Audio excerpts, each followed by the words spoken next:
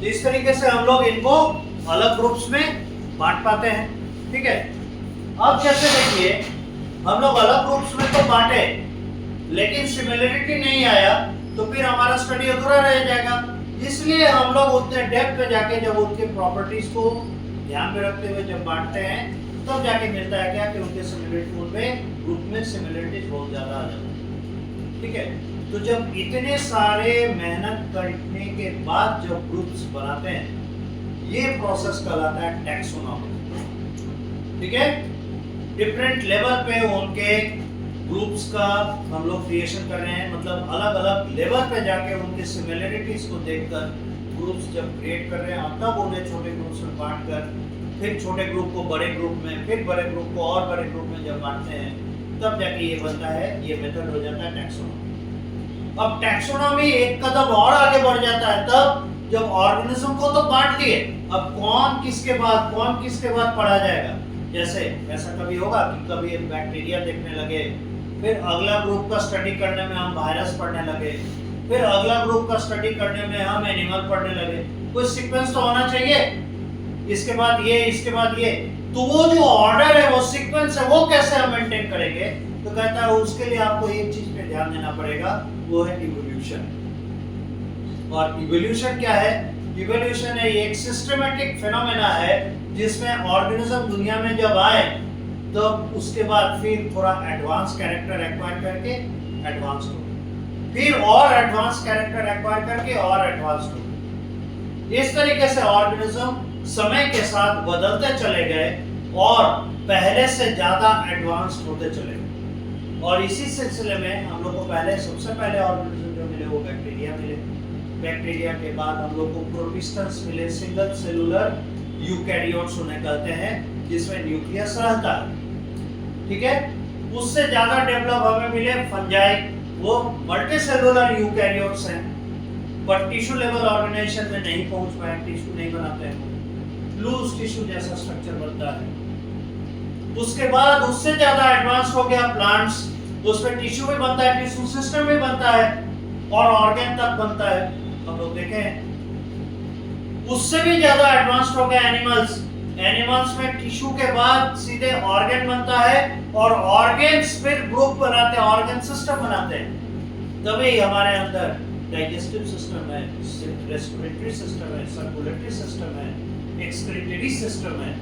एक सिस्टम में एक से अधिक ऑर्गन पार्टिसिपेट करते हैं, जैसे डाइजेस्टिव सिस्टम में माउथ, टंग, टेल, फिर यहाँ फेरिंक्स, उसके नीचे इसोफेगस, ये सब ऑर्गन है। फिर stomach, liver, pancreas, small intestine, large intestine, 6-7 तरह के ऑर्गन्स हो। फिर इन ऑर्गन्स में डिविजन्स हैं। लार्ज इंटेस्टाइन में सीकम, कोलोन, रेक्टम, फिर कोलोन भी 3 है, एसेंडिंग, ट्रांसवर्स, डिसेंडिंग। फिर स्मॉल इंटेस्टाइन में 3 पार्ट है, डियोडेनम, जेजुनम, इलियम। दांत ही देखिए, दांत भी 4 प्रकार के, और लोअर जॉ, अपर जॉ में। तो इस तरीके से ऑर्गन में भी देख रहे हैं तो ऑर्गन भी अलग अलग तरह के हैं, एक साथ मिलकर वो काम कर रहे हैं, एक सिस्टम बना रहे हैं एक फंक्शन को पूरा करने के लिए। ये और हाईएस्ट लेवल और हायर लेवल ऑफ ऑर्गेनाइजेशन हो गया। इसीलिए animals are more better, more advanced, more developed than the plants. और उनमें लोकोमोशन भी होता है, वो एक जगह से दूसरी जगह जा सकते हैं, they can change their position. Plants can't. Plants have movement, but plants can't change their position. They can't go from one place to another. Animals can change their position as well as animals can show movement. तो locomotion और movement में यही अंतर होता है। movement वो हर movement कहलाएगा जिसमें body turn हो रहा हो या body displace हो रहा हो। पर locomotion केवल और केवल ऐसा movement है जिसमें body अपना position change करे, एक जगह से उठ के दूसरी जगह पे जाना है। तो इस तरीके से प्लांट से ज्यादा डेवलप्ड एनिमल्स हो गए। तो ये जो आप देख रहे हैं हायरार्की, पहले कौन आए, उसके बाद में कौन आए, उसके बाद में कौन आए, ये आप कैसे समझ पा रहे हैं? जिस मेथड से समझ पा रहे हैं दैट मेथड इज इवोल्यूशन। और इवोल्यूशन के बेसिस पे जब ऑर्गेनिजम्स को आगे बढ़ते हुए क्रम में सजाते हैं, सबसे पहले वाले को पहले जो है उसको पहले, बाद में आने वाले को बाद में स्थान देते हैं। ये जो ऑर्डर है, इस ऑर्डर में जब ऑर्गेनिजम्स को सजाते हैं तो जो रिलेशनशिप मेंटेन करते हैं उसको कहते हैं फाइलोजेनेटिक कैरेक्टर। उसको कहेंगे फाइलोजेनेटिक कैरेक्टर। बुक में मिलेगा, देखिए। फाइलोजेनेटिक कैरेक्टर मतलब हो गया उनके बीच में इवोल्यूशनरी रिलेशनशिप, यानी कौन पहले आए कौन बाद में आए, उनके बेसिस पे उन्हें सजाना, उसको कहते हैं फाइलोजेनेटिक कैरेक्टर। और जब टैक्सोनॉमी में फाइलोजेनेटिक कैरेक्टर का भी इन्वॉल्वमेंट हो जाता है तब उसको कहते हैं सिस्टेमेटिक्स। तो मिलता जुलता 3 टर्म है, classification, taxonomy, systematics. There are 3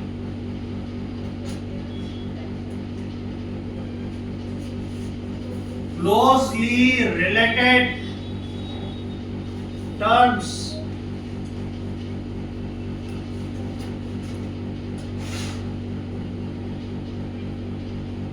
classification,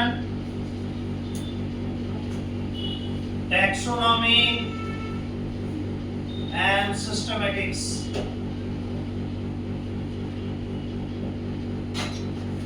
classification कहते हैं grouping of organisms on the basis of their simple observable characters। Taxonomy हो गया, for this we divide organisms in different groups called taxa to place an organism in a taxa.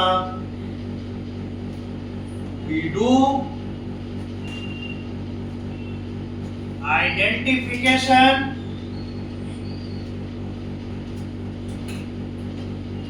on the basis of various simple and more detailed characters then we do nomenclature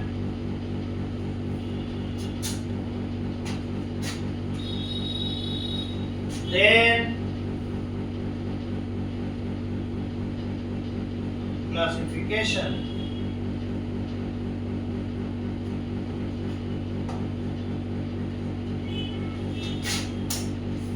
Then the taxa are arranged in a different level of relation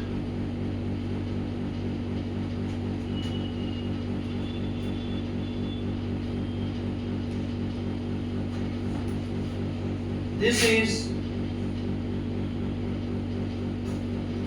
taxonomy।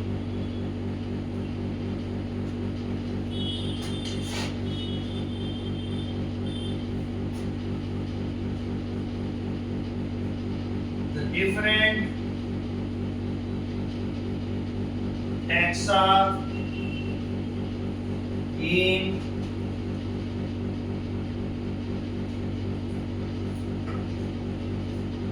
increasing order of hierarchy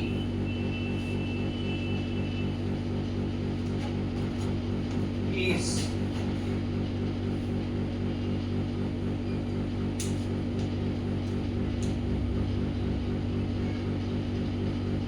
species, genus, family, order,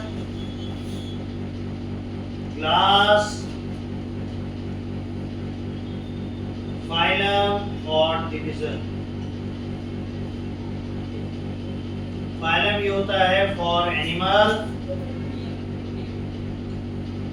और division होता है for plants.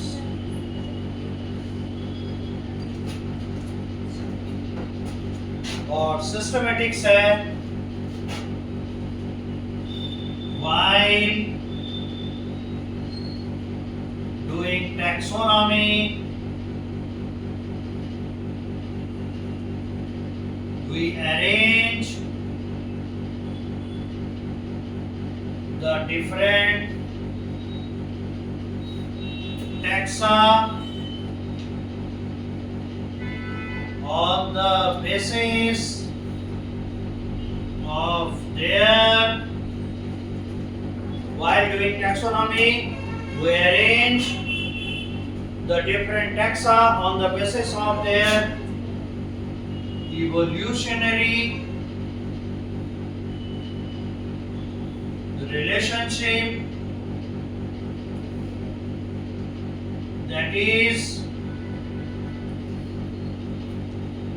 phylogenetic relationship, then it is called as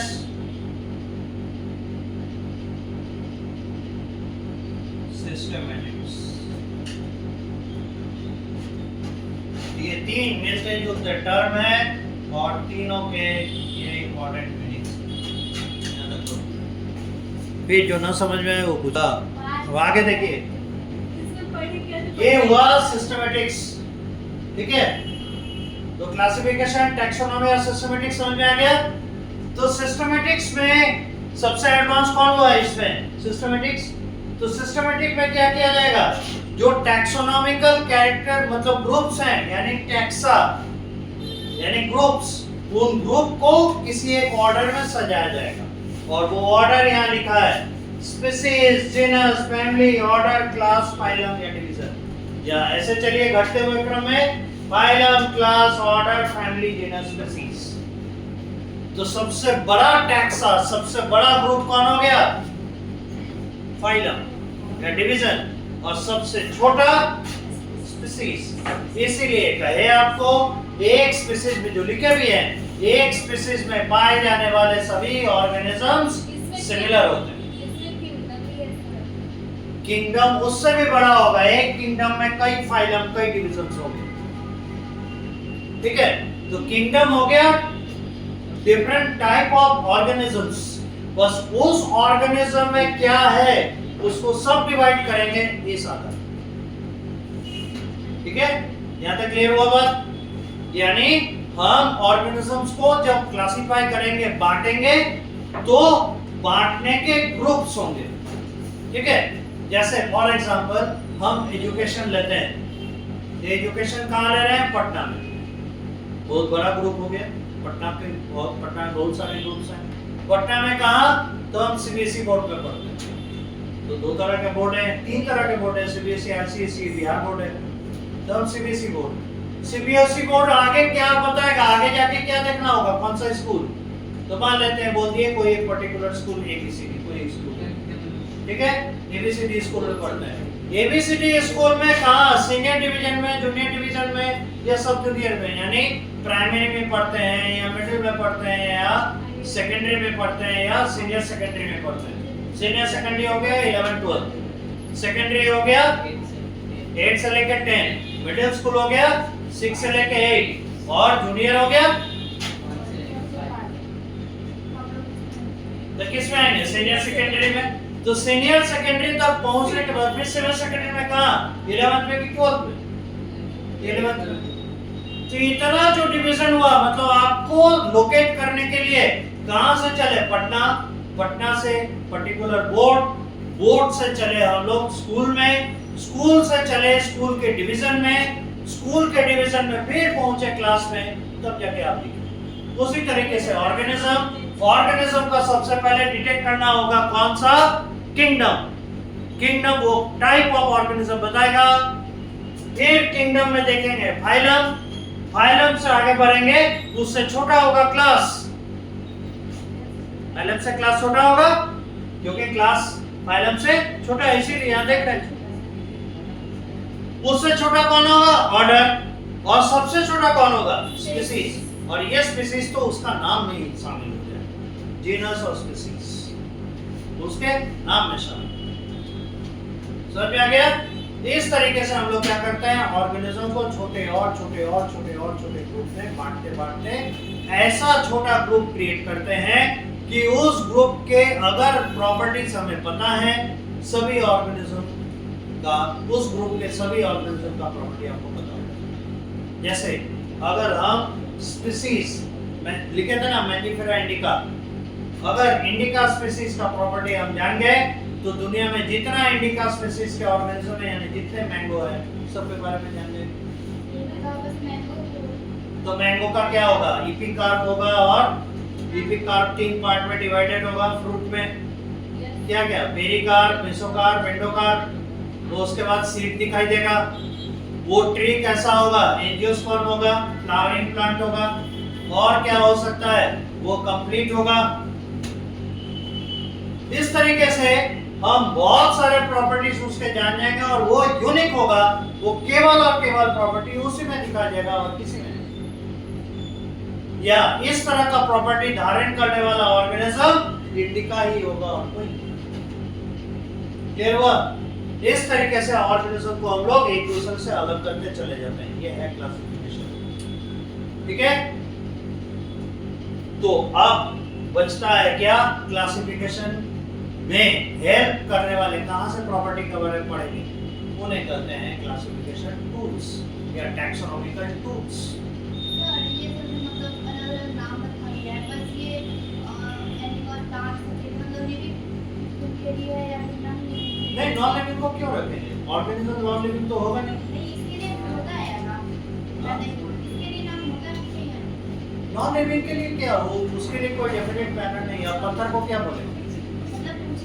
नहीं, ऐसा नहीं। सिर्फ और सिर्फ हम लोग इसको यूज करते हैं living matter.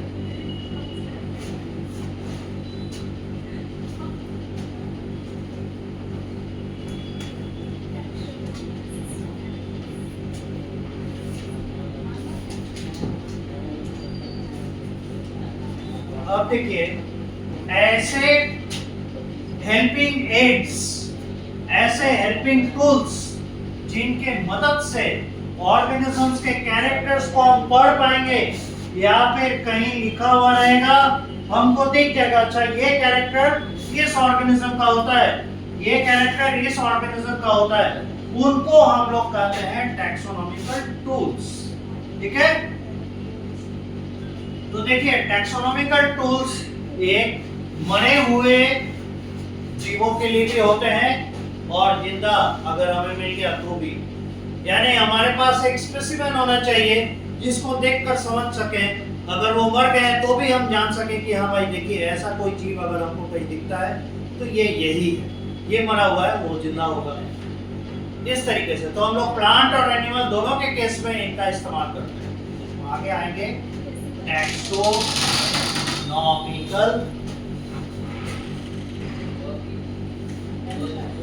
Tools. Taxonomical tools है, these are the helping aids that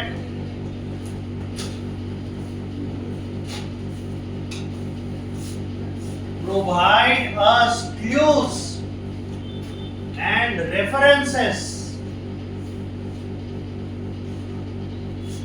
about the organism, about the organisms. These are, अब नाम देखिएगा तो समझ में आने लगेगा. बॉटनिकल गार्डन,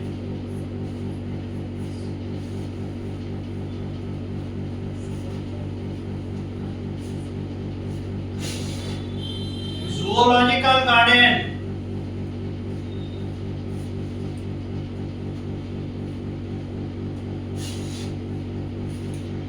म्यूजियम,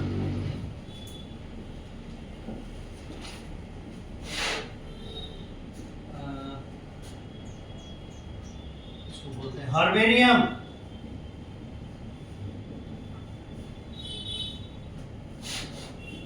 कीज, ये 5 हैं जो इंपॉर्टेंट हैं, जिसमें से बॉटनिकल गार्डन और जूलॉजिकल गार्डन ये होते हैं references for living plants and animals.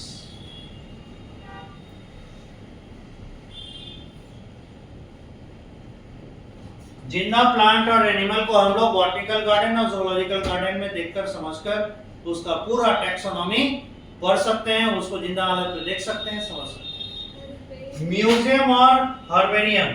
Museum है for dead animals to be used as reference materials. यहां इन्हें प्रिजर्व किया जाता है और फिर उनके प्रॉपर्टी को पढ़ के बाहर अगर हमें वो मिल गए तो पहचान लेंगे, अच्छा ये वाला ये एनिमल है. और हर्बेरियम ये होता है for dead plants. Here we preserve their leaves as a source of reference. जैसे बरगद का पेड़ और अकवन का पेड़ दोनों को पहचानेंगे कैसे? सिर्फ हाइट से. तो उतना ही हाइट का हम आपको अड़हुल का पेड़ दे दें तो कैसे अंतर कीजिएगा? पत्ता देख के कीजिएगा. इसीलिए वेरी गुड, इसीलिए हम लोग हर्बेरियम में क्या करते हैं? लीफ कंजर्वेशन करते हैं और पत्ता देखकर पहचानते हैं. जैसे इंसान को पहचानते हैं चेहरा देख के, इट इज देयर, है ना, साइन ऑफ आइडेंटिटी. उसी तरह से प्लांट्स के लिए their leaves are the sign of identity. और कीज ये होते हैं एक लॉजिकल मेथड जिसमें क्या करते हैं? कंपेयर कर करके हम चीजों को आइडेंटिफाई करने की कोशिश करते हैं, इसमें जाएगा कि इसमें जाएगा.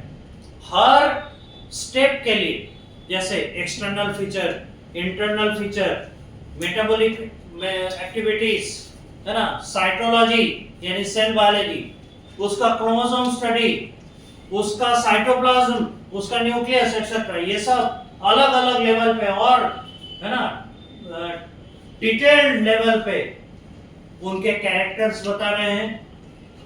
तो जैसे न्यूक्लियस लेवल पर आ गए तो हमारे पास क्वेश्चन होगा मल्टी न्यूक्लिएटेड है कि सिंगल न्यूक्लिएटेड है. पहले तो ये क्वेश्चन होगा न्यूक्लियस है कि नहीं है. देख रहे हैं है. चलिए यूकैरियोट, यूकैरियोट में कैसा है? सिंगल न्यूक्लिएट की मल्टी न्यूक्लिएट? पता चला मल्टी न्यूक्लिएट. चलिए हटाइए, ये फंजाई में आएगा. फंजाई मल्टी न्यूक्लिएटेड होता है. तो कैसे एलिमिनेशन राउंड में आने के बाद हम पर्टिकुलर ग्रुप आइडेंटिफाई कर पा रहे हैं? तो ये तरीका इस्तेमाल होता है कीज. ठीक है. इस तरीके से और भी होते हैं, चार्ट है, लिटरेचर है, पहले से तैयार किए हुए कुछ क्या कहते हैं, मोनोग्राम्स होते हैं. मोनोग्राम यानी उसमें डायग्राम भी दिया हुआ है, उसके प्रॉपर्टीज दिए हुए हैं, ये सब. तो इनको भी हम लोग यूज कर सकते हैं एज अ रेफरेंस ताकि हम क्लासिफिकेशन कर सकें. तो किताब है जल्दी से देखिए. इस चैप्टर के एंड में क्वेश्चन कैसे है जी? हो गया. What are living, why are living organisms classified, क्यों करते हैं? इसलिए करते हैं ताकि इतने प्रकार के हैं कि उन्हें ठीक से हम समझ पाए, और हर एक को समझना, इतने प्रकार के ऑर्गेनिज्म है, 16 से 17 लाख ऑर्गेनिज्म है, हर एक के बारे में डिटेल स्टडी कर पाना पॉसिबल नहीं है। देखिएगा लिखा होगा 1.6 से लेके 1.7 मिलियन स्पीसीज है।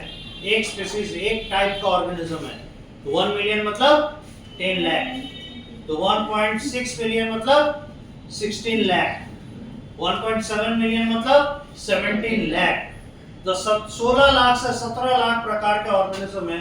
इतना लेटर लिखिएगा तो पागल हो जाएंगे हम लोग, इतना ऑर्गेनिज्म कैसे समझेंगे? तो एक आदमी अपने जीवन काल में इतना ऑर्गेनिज्म के बारे में नहीं पढ़ सकता, नहीं जान सकता। तो उसके लिए हमारे पास मेथड है, यही टैक्सोनॉमी, यही सिस्टमेटिक का स्टडी करके हम उस ऑर्गेनिज्म के बारे में जान सकते हैं। क्यों? क्योंकि हम जानना चाहेंगे ये ऑर्गेनिज्म हमारे बेनिफिट के लिए है, या इससे हम कैसे ह्यूमन बीइंग के लिए कुछ बेनिफिशियल प्रोडक्ट तैयार कर सकते हैं for the betterment of life of human beings. ठीक है, इसीलिए why are classification system changing over now and then, क्यों लगातार बदलता रहता है? क्यों नहीं बदलेगा? समय के साथ हमारा लेवल ऑफ नॉलेज बढ़ता जाता है, तो उस लेवल ऑफ नॉलेज को हम क्लासिफिकेशन में इंक्लूड नहीं करेंगे? बिल्कुल करेंगे। नई जानकारी मिली, नया चीज इंक्लूड करेंगे। तो पहले जिनको एक समझ रहे थे उनमें अंतर दिख रहे हैं, इसीलिए ये चेंज करता है। Why different criteria? What different criteria would you choose to classify people that you meet often? हम लोगों से मिल रहे हैं, उनसे कैसे उनको अलग कर सकते हैं? जैसे एक हो सकता है ऐसा कि जो लोग रोज मिलते हैं, जो लोग कम मिलते हैं, इस तरीके से अलग कर सकते हैं। एक जो हमसे हंसकर मिलते हैं, एक जो हमसे कतरा के भाग जाते हैं, ऐसा भी होता है। तो अलग अलग क्राइटेरिया हो सकता है ना?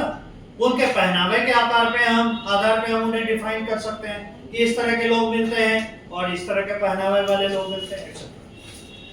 What do you learn from identification of individual and population? Individual और पॉपुलेशन को आइडेंटिफाई करने से आपको क्या पता चलेगा? इंडिविजुअल को आइडेंटिफाई कर रहे हैं मतलब उसी के बारे में जान रहे हैं, पॉपुलेशन को कर रहे हैं इसका मतलब ढेर सारे ऑर्गेनिजम्स वैसे हैं, ये मालूम चल रहा है। Given below is the scientific name of mango. Identify correctly the written name. इसमें स्पेलिंग एरर देखना है, मेथड देखना है, जो सही मेथड होगा, जो स्पेलिंग एरर नहीं किया होगा, वो सही आंसर होगा। Define a taxon. लंबा चौड़ा आप लोग को टैक्सॉन के बारे में, टैक्सा के बारे में डेफिनेशन दी है, वही चीज होगा। Give some examples of different hierarchy level of the taxa. यहाँ एक टेबल दिया है organism of the different taxonomic categories, ये टेबल नंबर 1.1 है। वहाँ आप देख सकते हैं सबका common name, biological name, genus, family, order, class, phylum सब दिया हुआ है। तो 2-3 ही लिख दीजिएगा, आपका आंसर बन जाएगा। यही सब। Sir, peak of importance.